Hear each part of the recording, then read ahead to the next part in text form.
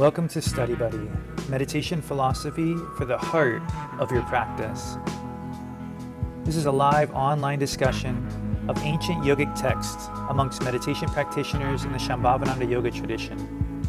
My name is Acharya Satyam, a resident teacher at Konalani Yoga Ashram in Hawaii, and I welcome you with love and respect. So welcome everyone. We're going to break into a new Dharana today. I'm very excited about it. Gita, welcome. And but with our flow, we're trying to find our flow in this 1 hour class. And I think what's been working is starting with yoga, transitioning to the philosophy, then meditation. And then next week we'll have more time to do a yoga, meditation, and then a bigger discussion. So we'll see how it all flows out. But for today, we're going to start on our back. We're going to do a little bit of side-to-side rolling, so make sure there's a little bit of space to your sides, and then we'll be coming up onto our knees.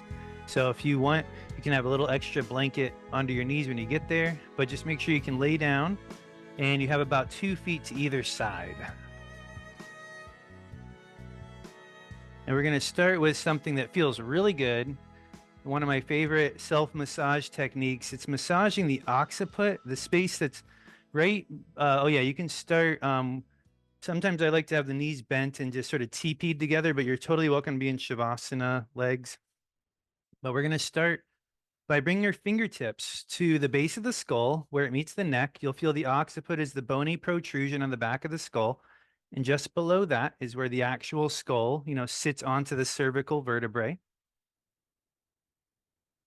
And if you give your fingertips just a little bit, it's not like you have to press much with your fingertips, but if you stiffen the fingertips a little bit, make them a little bit strong and stiff, the weight of your head can relax into those stiff fingertips.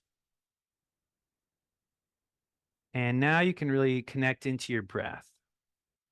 Try to let the exhale totally release that constant hold that's happening, in the neck. And let that head melt into those stiff fingertips.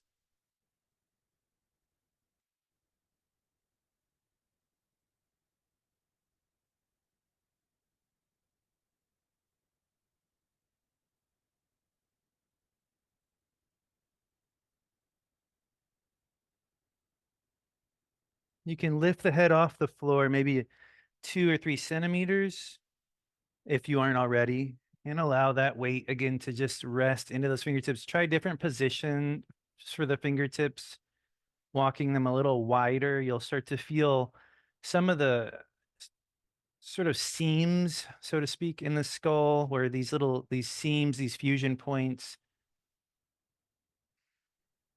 hold a lot of tension. Walking your fingers, you can let the head rest down. You can walk your fingers along the sides of the skull. And if you feel something intuitive that you want to press into, go for it. But feel for those seams. See if you can feel those little indentions. Any kind of little indention in the skull is going to have a lot of sort of tension that can be released with a subtle pressure. As you feel any kind of release happening in the skull, let your forehead melt.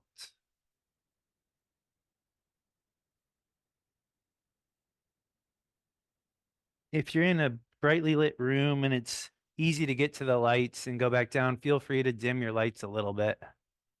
Yeah.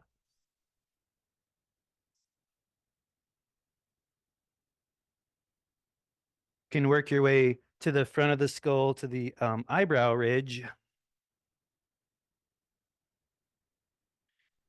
And you'll find at the middle of the eyebrows, right about where they end at the midline, a nice little indention that the thumbs can gently press up into. And again, you want to combine this with your breath to allow the release to not just take place on a physical level, but also a neurological level.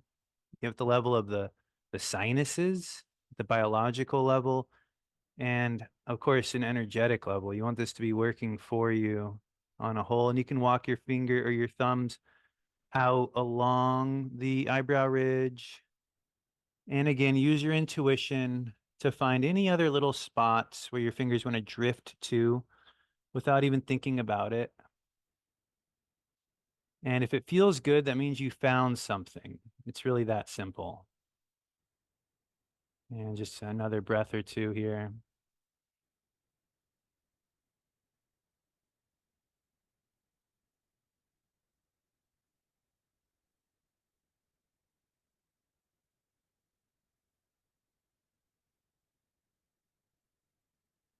Okay.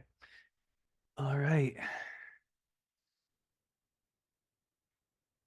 And from there, you can bring the hands down to the sides and rock the pelvis forward and back a couple of times, like we often do. A tucking of the tail, a very slight arching of the low back, and then go back and forth a couple times until you can hold what feels like a neutral position, which usually requires a little bit of tone on the front of the body to maintain. And from that neutral position, unweighting one foot. That means the foot almost stays on the ground, but it lifts away from the ground to say hello to the midsection, release the weight of that foot, unweight the other foot. Check back in with the midsection one more time, a little tuck, a little arch, and then something that's in the middle. And with your next exhale, unweighting the foot and allowing it to lift an inch or two or three or six or nine. Lowering. And same thing, other side. Breathe in, and as you breathe out, unweight, but then walk your attention, up with the foot so that you're with it the whole time.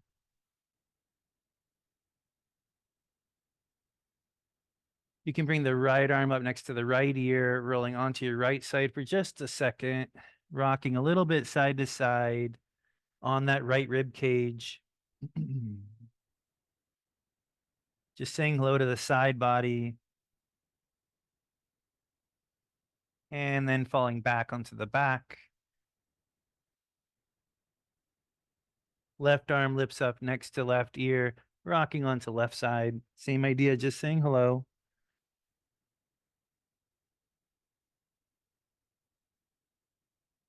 And then from here, instead of just going to the back, you can fold the arms in front of you. You might do this for fun when you're just trying to relax. And you sort of open yourself like a book and then let yourself just roll over to the other side. So if you're right next to someone, just try to sync your movements up a little bit with them, sort of coexist, and you'll have all the room you need.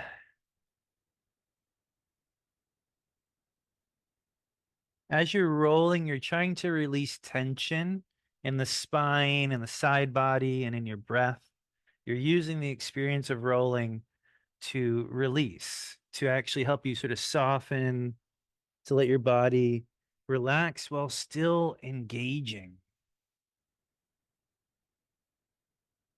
And the next time we all roll to the left side, can pause there for a second. The top arm's going to push down. You sit up on that one hip. The legs will probably naturally 90-90 themselves. And you just turn away from the legs for a moment. And then the left arm would glide out. That would bring you back down to the floor.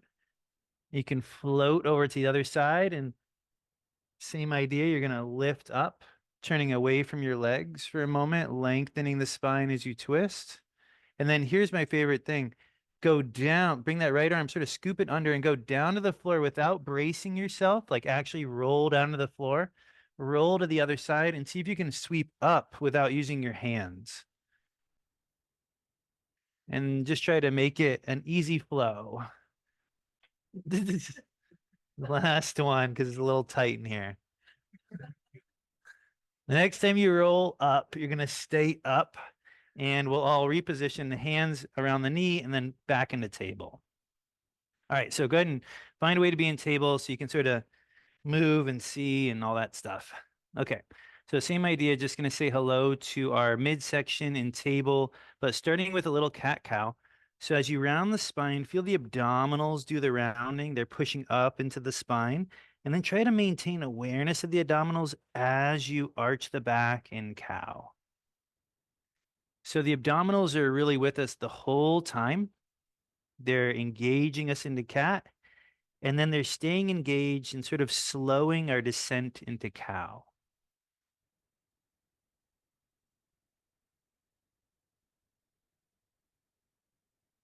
The next time you come through the middle, just pause for a second and getting a little bit more specific here in order to say hello to the midsection. Try to round just the low back, and it sort of feels like hollowing out, almost like as if there's a big ball rolling underneath you, and you had to sort of hollow the midsection to sort of round just an inch above it. And then usually the upper back tries to round with it, but we're gonna sort of lengthen the upper back, like make the heart just sort of say hello, like it's peeking forward through curtains while that midsection stays hollow. It is a challenging movement. Keep the midsection sort of engaged as you allow the back to arch a little bit more to what might feel or what should feel like a neutral spine. So basically, you really earned this neutral spine.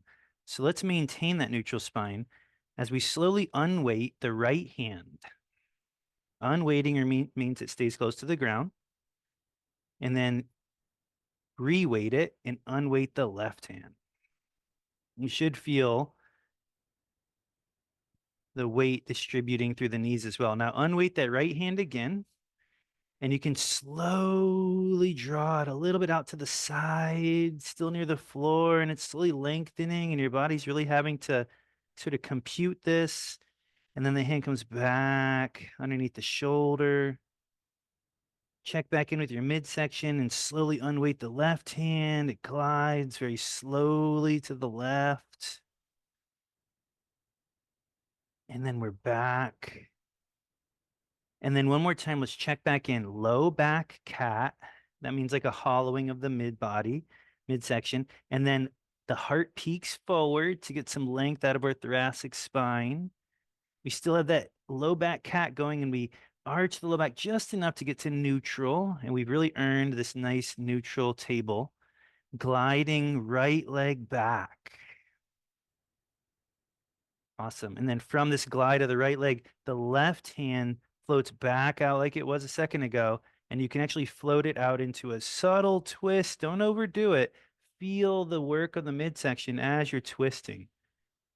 This isn't just about the twist. It's actually about teaching your body how to twist while maintaining core awareness. Now we're coming back down with the hand. Knee's going to glide back in. Same thing, other side. Gliding left leg back. Pay attention to your midsection as the right hand glides slowly out to the side, and it sort of keeps gliding, drawing the torso into a subtle twist while we still have that nice neutral spine around the midsection, and then we're back down. We'll take one quick break in Bhaktasana. You can fold the hands and rest the forehead on the top of the hands. Try to feel the breath in the low back, making sure that the diaphragm is online.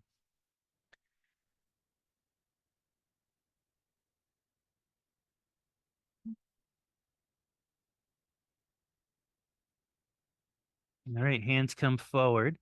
And we will be coming up to our knees, but I want you to make it slow motion. So the hands drag towards you very slowly as you tuck tail and unroll up towards standing on your knees. The shoulders are going to round back, sort of up and back. And you can just draw them back a few times, alternating your shoulders. We've done this a few times together, unlocking the hips. So the hips crease, they go back, the arms can come forward for a second. And then to come up, we sort of tuck the tail under and roll the spine up, and we come up into this little baby back bend. And then we crease the hips back. Start to work with your breath and make this your movement. The roll up has quite a few purposes. So slow that down. The crease back, feel the tilt of your pelvis. And when you roll up, imagine unsticking the quads. Imagine lengthening across the front body and slowly peeling the heart up. So it's a lot happening. So feel what's happening. Make it your movement. Make it work for you. Peeling up. And as you sit back, do you sit back into a relatively neutral spine, or how can you work with that low back when you sit back?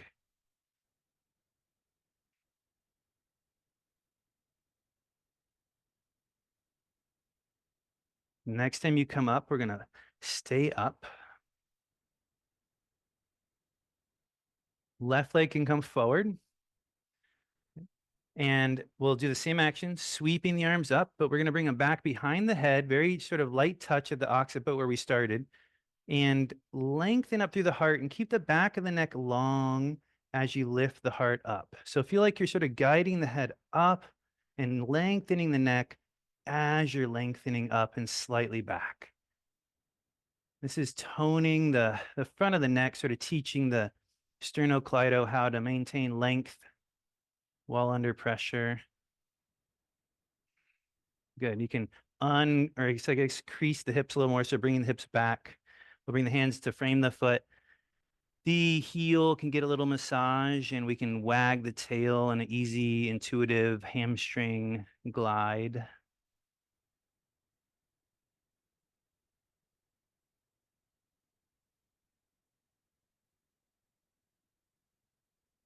To switch sides, we're going to let the foot sort of sweep back. Or back through table position. A little cat round. Keep the tone of the abdominals, a little cow with the heart peeking forward, tuck toes, easy downward dog with knees bent, a lot of sort of weight up in the arms and the shoulders. Little lift at the left foot. It comes up to meet the left hand on the outside of the hand. We're back on the other side, sweeping the arms up. Hands come back to just touch that occiput, guiding. Oh, this is the other side. Oh, okay. Do the other leg. Sorry. So just switch them out. Make sure you're doing the other leg, whatever your other leg is. It's okay. I got it. So other leg. And then you're guiding the back of the head up as you're bending back.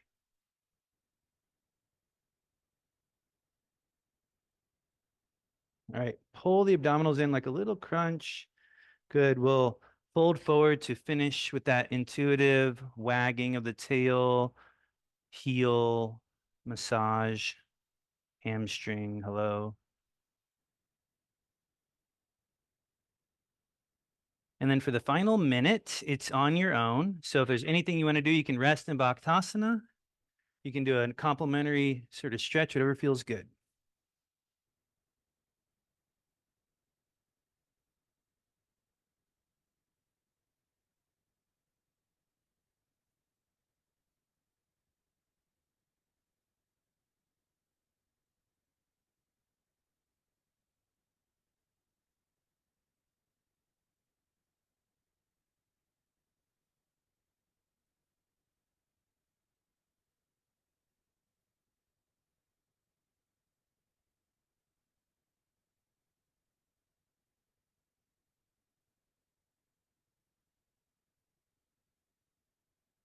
We can all start to make our way to our meditation seat. Take your time.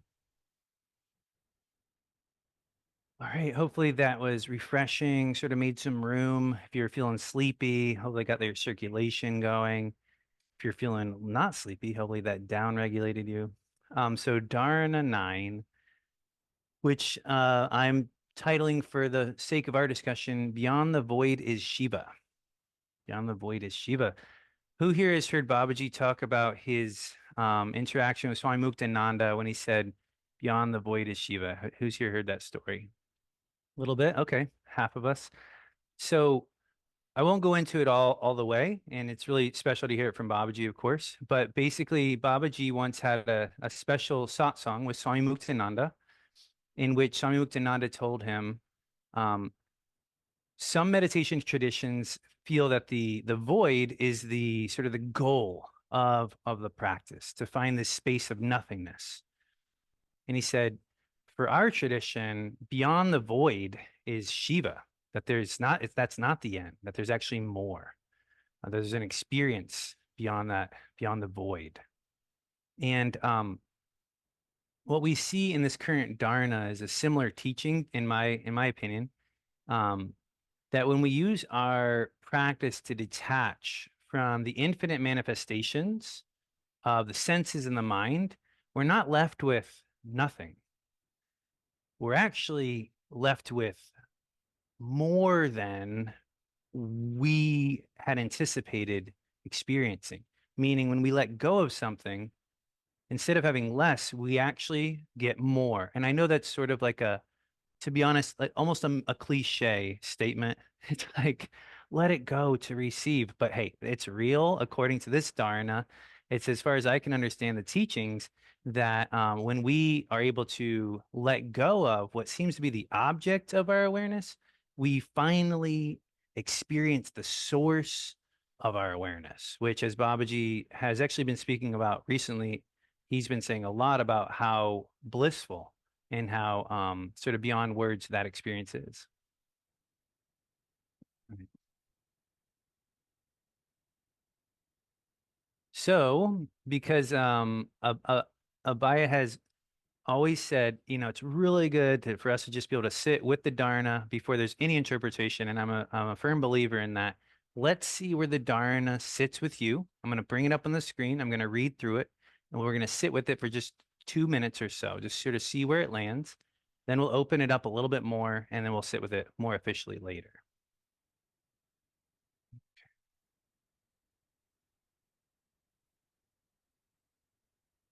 Imagine the five colored circles of the peacock tail to be your five senses in illimitable space. One more time. Imagine the five colored circles of the peacock tail to be your five senses in illimitable space.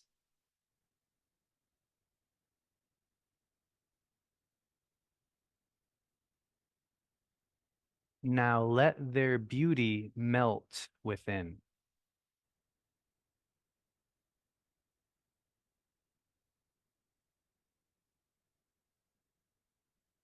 Let their beauty melt within.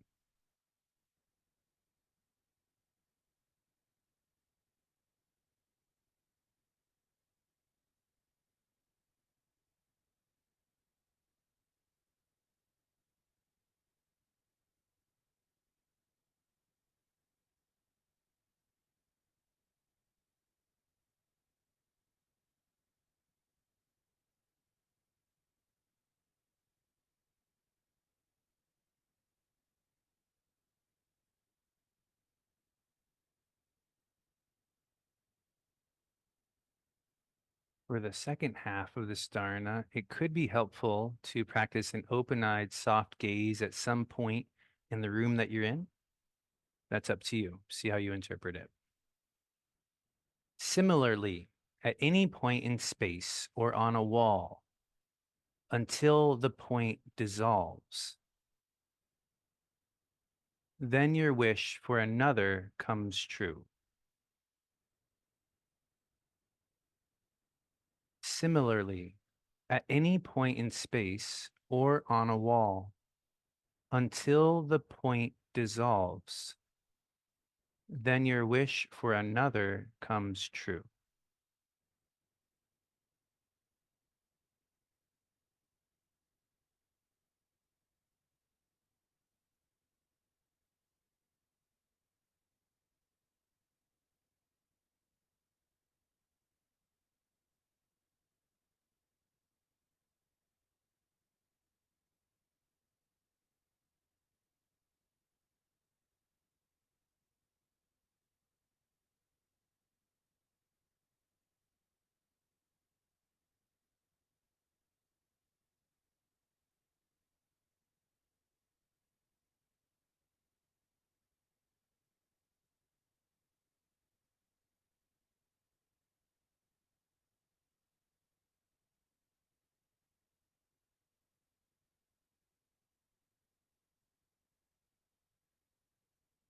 You're welcome to continue in any way you see fit. I'm going to start to open up the Dharana a little bit with interpretation and quotes.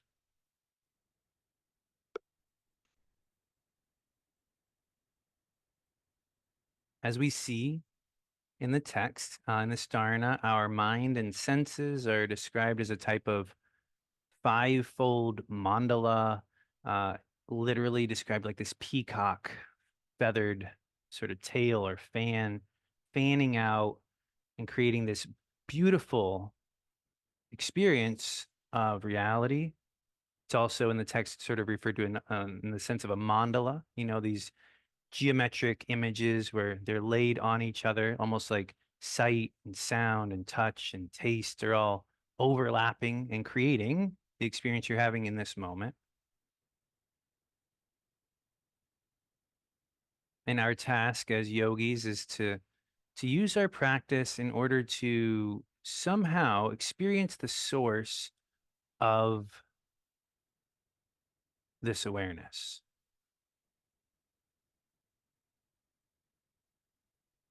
We see a method described by Swami Lakshmanju in the commentary pretty clearly, and it seems to be sort of pointing in the direction of, detaching from these objects in order to experience what's behind them. And so we're going to look at his interpretation of the Dharana next. Anyone want to volunteer to read it just to save us some time on me picking someone and them unmuting? Yes, Anandama. Okay. And I'll pull it up on the screen here if y'all want to read too. You must concentrate simultaneously on the void while experiencing each of these five. That is nothing. It is only a void and nothing else.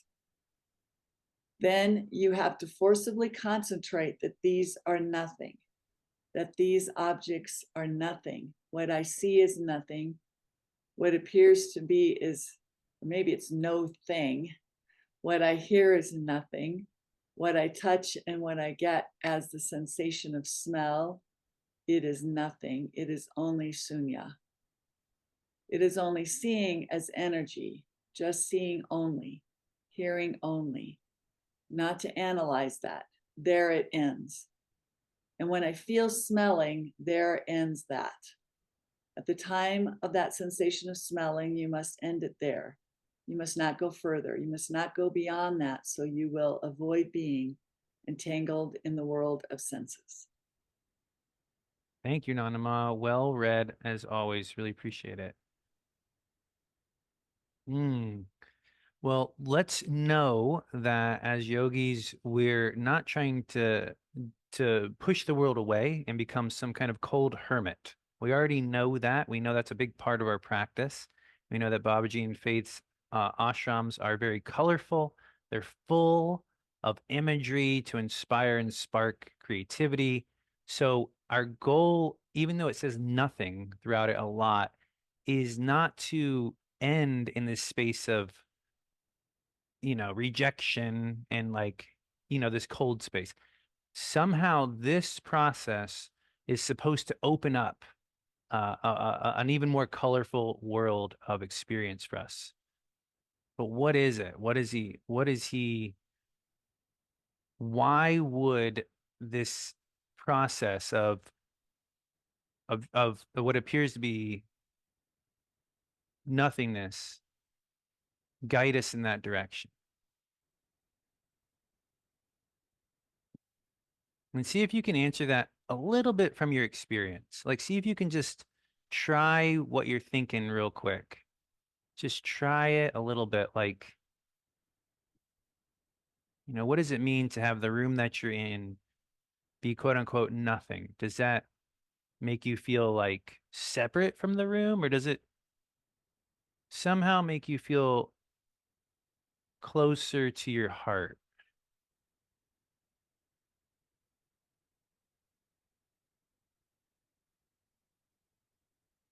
Because when these external stimuli, if they're not pulling you out, then what's happening? Maybe you're going within.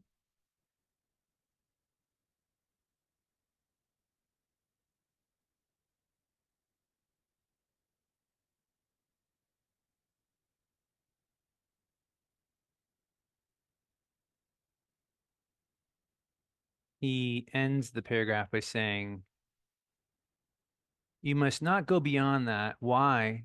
He says, so that you will avoid being entangled in the world of the senses, meaning the one thought leads to 10,000 thoughts.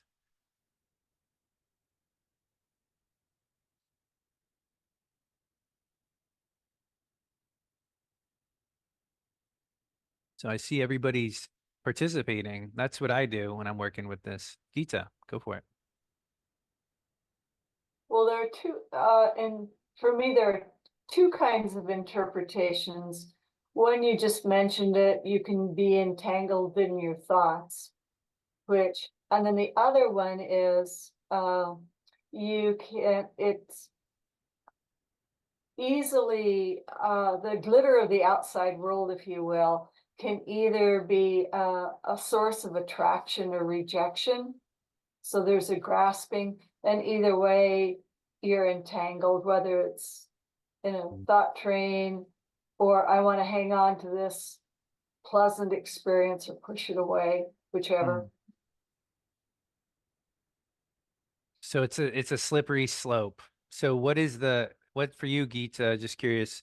So where does this land for you? Because you're a practitioner, you do this already. We all do this when we practice. So how do you interpret? Where do you take this in your practice?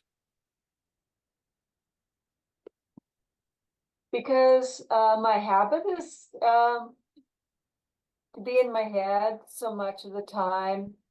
I have to be careful that it's to not engage some kind of a story, but to Mm, just let it be. I mean, energy arises and falls. If you can just see, for me, if I can just see it as something that's coming up and going down, and uh, not indulge in a story, there's a different kind of inner quality. thanks. I think that keyword of story really brought it home for me. Yeah, exactly. So it's like these become sparks that spark this inner dialogue, and suddenly we're sort of lost in our thoughts. And so it's not that we're not rejecting the senses so much as just trying to let them be what they are and not multiply them exponentially in our heads. Mhm. Yeah, wonderful. Thank you. So this sort of points us to one of those underlying teachings that we come back to a lot in the study of the ancient text, which is starts with a T. Anybody know what we're about to talk about? The tattvas. The tattvas. So it's almost like the periodic table of yoga. It's the yogic creation, the way it maps out creation. So the tattvas are oddly this big egg shape. I'm bringing it up on the screen right now, which is sort of cool and fitting because it's explaining sort of how the universe comes into being. And we could go into this. This could be a whole course on itself. We just tap into it as it comes up, and I'll do my best to just sort of help you out with it. Up here is primordial Shiva before any shape, form, anything's occurring in the universe. You can think of it like the Big Bang. So this first moment is this time before the Big Bang. And then Shiva and Shakti are the first two creative elements, although they are eternal and therefore they're not really like these external things, but they're in this dance, and this dance starts to radiate and create reality. And then the first things created aren't really things at all. They're sort of energetic qualities of like the urge and the knowledge and the action. These are called the pure tattvas, but those start to give rise to actual things. And we start to have a Maya illusion is developed, this cloak of Shiva, and then we get down to all the way down to the personal identity of us, the ahamkara aspect, the our person, the individualness of each being. And then all the way down here at the bottom, like we've really exploded out from the center quite far. We have um the senses and the mind taking formation. And this is talked about in this Dharana and in the commentary. It sort of picks up down here. where basically you see something called the power of hearing, the power of seeing, the power of smelling. But this isn't actually seeing and smelling and hearing like we know it. It's almost like the power to do so. It's almost like uh, the source of the senses, that literally the mechanism that's going to make it possible. But even before that, the power of the mechanism, because we go from that a little bit further down, then we have the capacity to smell and scent and see and touch, etc. And then finally, at the very end of all of creation, we have the actual senses themselves way down here at the bottom. I'm gonna zoom in. It's actually not a zoom in, but it's just sort of what I was just saying. So at the very end of creation, what's really funny is at the very bottom of this whole picture, there's pictures of planets down here that were drawn in the sun, which I think is hilarious because those things are huge to us. But those are like the smallest dust particles of this concept, is like the things that appear to us in the physical reality as the biggest things. And that's just down here at the bottom. And so what we see in this Dharana is the attempt to, let me just progress my slide for those of us in the room, the attempt to help us see one thing, that the objects in front of you that appear to be these objects that sort of stand alone, like this is a water bottle, it's its own thing. Fortunately, it's not just this thing you're observing. You are observing it, and then there's this capacity within you that's observing it, and there's a power that's even creating the power to observe it. And if you are able to detach from those objects a little bit, you start to go in, or in the case of the tattvas, up towards a more expansive experience of Shiva. I'm going to stop there. That's as far as, to my understanding, like, because this does come up in the Dharana, that's sort of the most helpful I can make it. That the objects don't exist alone, that you can trace them back within and actually experience their source, because the source of these objects isn't out here. It's actually in you observing it. And so this Dharana is trying to get us to step back and be the observer, be the witness, so to speak, of these objects.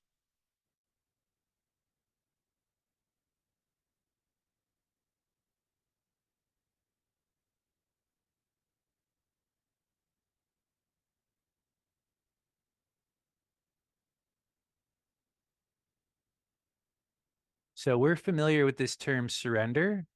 Surrender is actually quite a gift, the word surrender. So Swami Rujananda, to my understanding, I see that coming up mostly from his satsangs and from his teachings to Babaji and to us. I don't see the word surrender a ton in the ancient texts. To my understanding, what I'm seeing is that this concept of surrender was something that Swami Rujananda really gave us to help understand this process that's being described here. Because what are we always told? Surrender doesn't mean giving up. Surrender means consciously letting go in order to experience something bigger, right? So in this case, when we consciously surrender this object of perception, and that doesn't mean pushing it away. That's for all of us to figure out, okay? But when we surrender it, we actually would receive a bigger experience in exchange. We would actually receive a bigger source of awareness. We would receive clarity on a situation, for example. When you can really surrender the back and forth when you're having with somebody and just feel where you're coming from, boom, a solution presents itself, for example. And so as we see in this text, there's this amazing juxtaposition happening where it's like if we can let go of something, we actually receive something. And that's wild. So I'm going to end here with the presentation. I'm going to skip a quote because it's too much. I'm going to end here with this sort of final comment from Jai Davis Singh on it. Dharma, are you in a position to read? You want to read this one? Sure. The absolute void is Bhairava, who is beyond the senses and the mind, beyond all the categories of these instruments. From the point of view of the human mind, Shiva is most void. from the point of view of reality, Shiva is most full, for Shiva is the source of all manifestation. Thanks. Little typo there at all, but yes. Thanks, Dharma. So there you see that paradox that we're exploring here, both through the tattvas, through the dharana, through the Babaji's teachings, through Rudy's teachings of surrender. From the point of view of the mind, Shiva is a void, is emptiness. But from the point of view of reality, which reality is in a capital R there, and it means like, Shiva is actually fullness. So as the Dharana is teaching us, if we can let go of the object, we actually start to experience more fullness. So what do you think? Any questions or comments before you sit with it? Yeah. I was, before you put this slide up, was thinking about nothing and everything, and that sort of experience of maybe the witness, or this idea of non-dual experience, where if you're nothing, you're experiencing sort of an everything type of experience. Yeah, absolutely. It just came up this morning. Weren't we talking about that, Shivo? I was telling Shivo, like, man, you've done such a great job on work study. You've just been such a pleasure to have here. You've been so easy to work with. And he was saying, like, well, I was just trying to really sort of empty my cup, not have preferences to the best of my ability. And he was like, actually said, like, because, isn't it all an illusion anyway? And I was like, well, okay, well, good for you. um and it's like his ability to like not have like strong preferences for like this is, to be honest, we all know what that means, like strong preferences for how life should be at any given time, made him really easy and joyful to work with, and it's like that's awesome. Like when you can really like be an empty vessel, you're sort of really fun to be around. But again, that's for all of us to figure out what that really means and looks like. So I see the clock dwindling, and my goal, I want to sit with this for sure right now. And remember, the goal is take this into your life, take this under your cushion. And next week when we meet up, we'll do a little bit of yoga, we'll sit with it right away, and then we'll see where it landed for everybody. Um, well, feel free to adjust your seat if it's not already. And let's see if this is possible, through the lens of this dharana.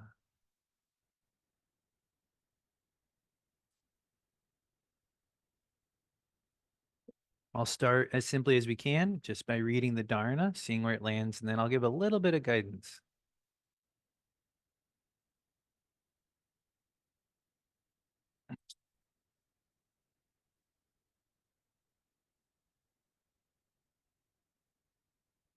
Imagine the 5 colored circles of the peacock tail to be your 5 senses in illimitable space, unlimited space.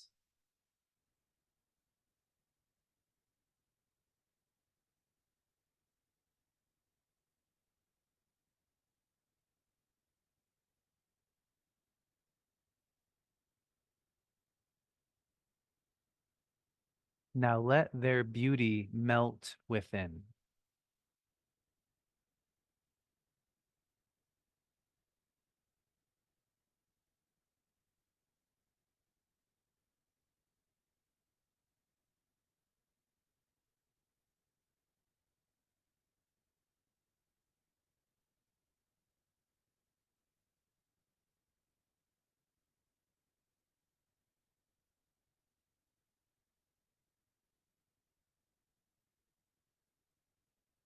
Those peacock tail feathers are meant to inspire this rapturous beauty, this visualization of something truly beautiful.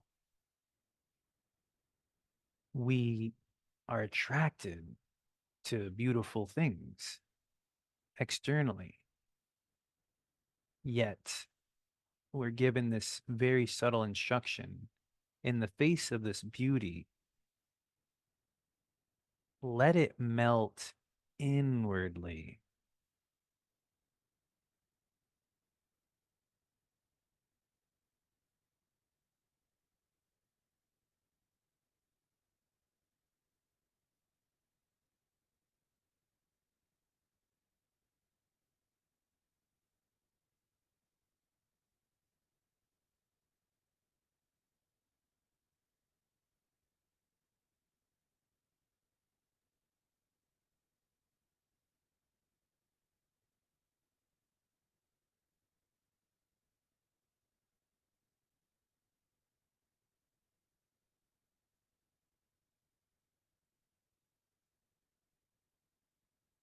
To help you with this, I prepared you could call it a sort of a silly soundtrack, but I got some bird sounds that I think are pretty.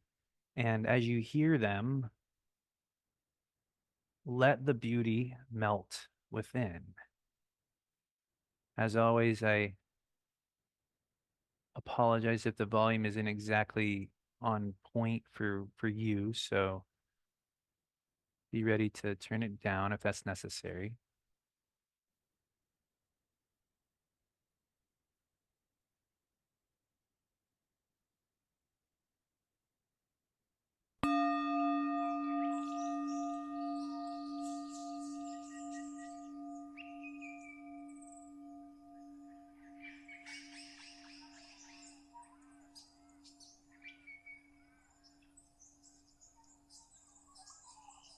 Hey, Dharma, give me a thumbs up if you guys can hear it. Okay, great.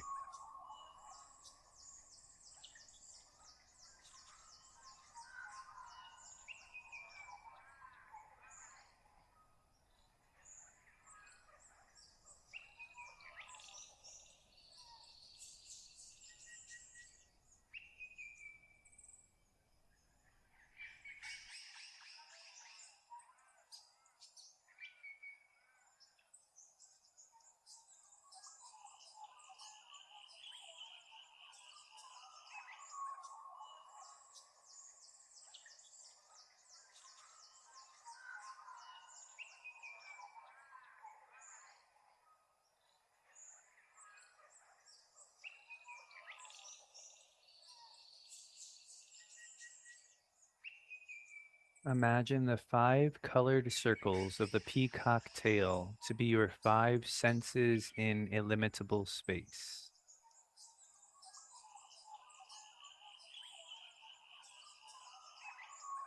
Now let their beauty melt within.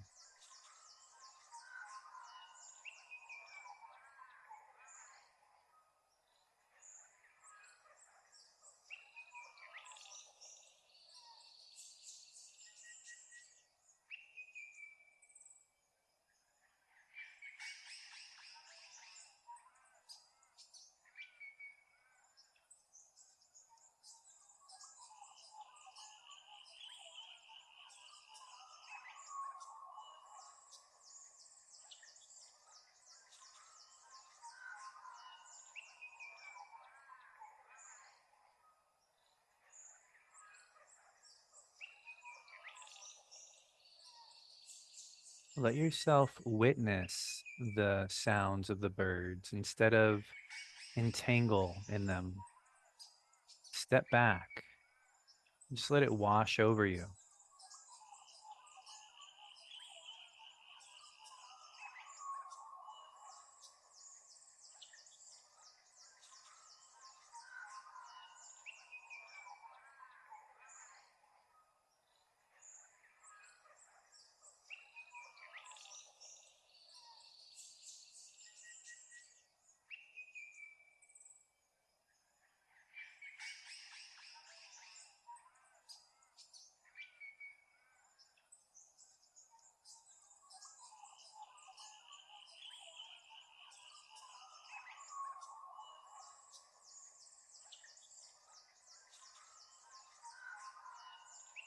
Imagine these bird sounds as a focal point from which you want to softly blur your gaze.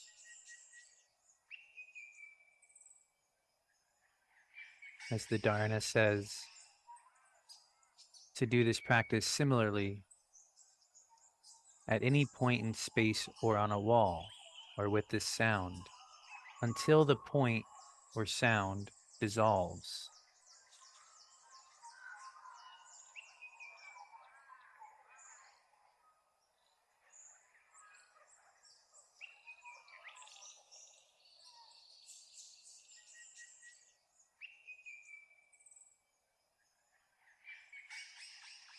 If you'd like, for the last minute of this track, we have a few more minutes to meditate. You can let your eyes slowly open and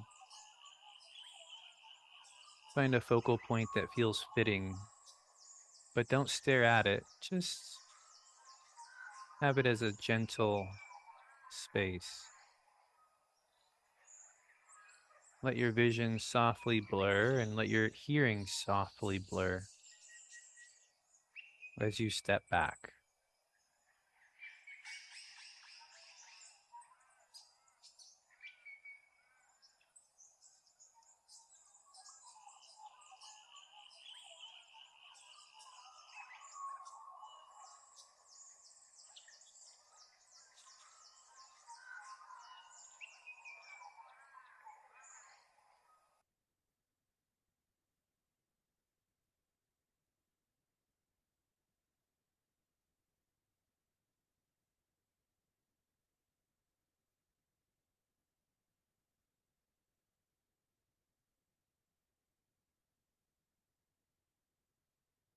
Similarly, at any point in space or on a wall, until the point dissolves, then your wish for another comes true.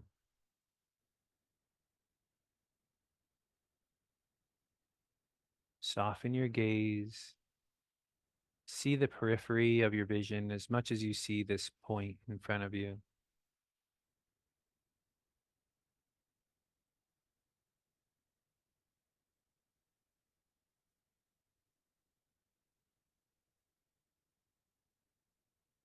And as you're able to have the eyes open, but your attention in your heart, that's when this other point, this other wish comes true.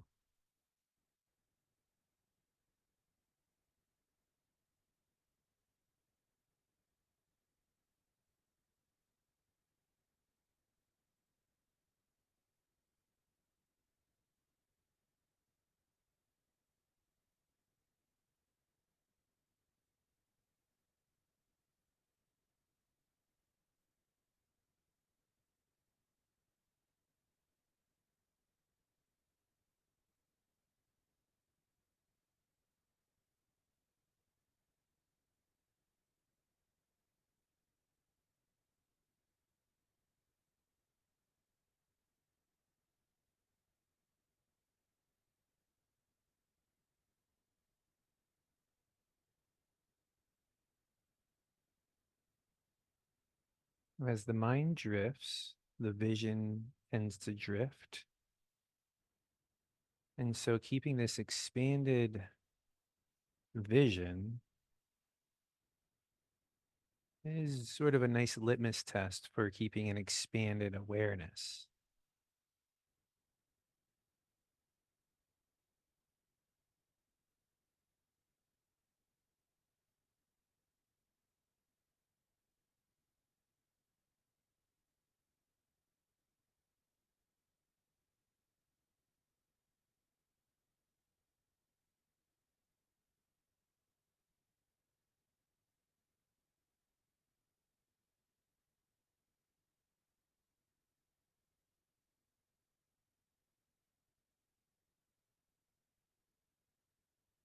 We have this gentle focal point, as Babaji often teaches us.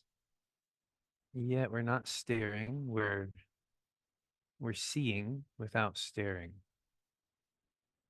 as he put it on Monday night.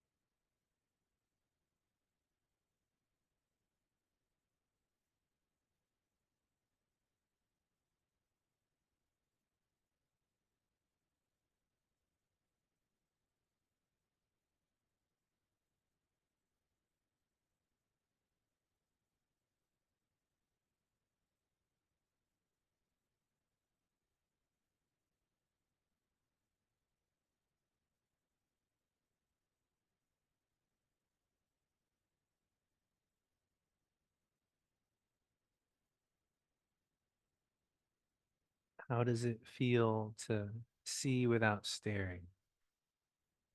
This is an example of this void space. Is it empty? Is it lacking? Or is it somehow full? This is the living paradox that we can only understand through practice. How can surrender and letting go fill you up?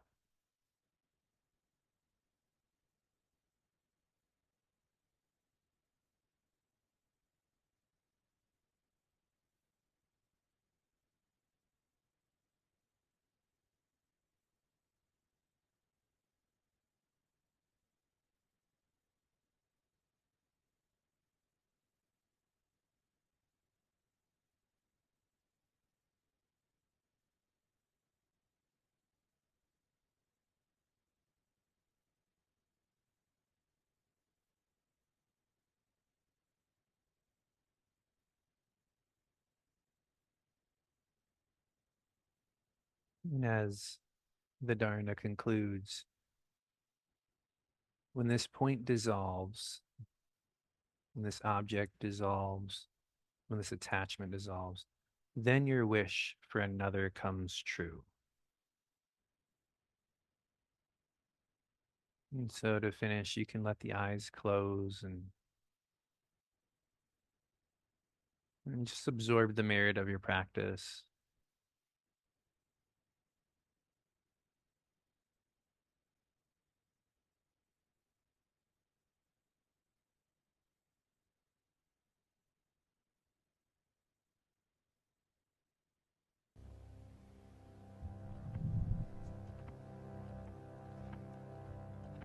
Shri Ram, Jai Ram,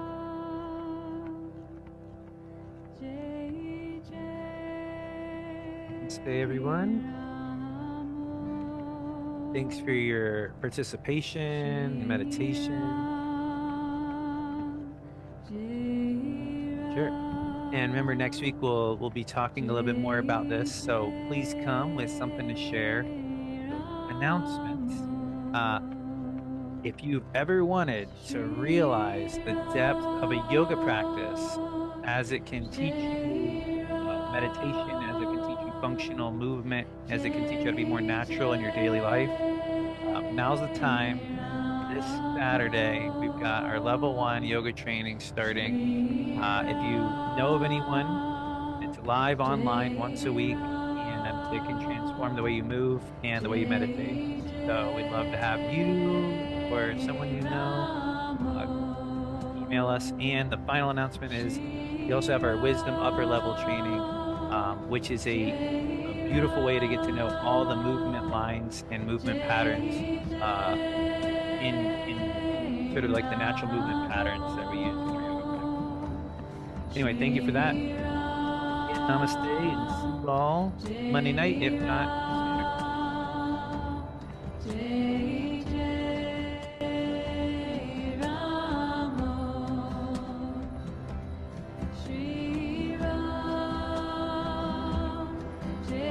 later. Donald, Cameron, John, Zoe, Gabby, and Apurva. Thanks for being here. Yeah, J. Ram, Kazuo. Dharma, say hey to Annapurna for us. Sheila, hair down, in relaxed mode. Jesse.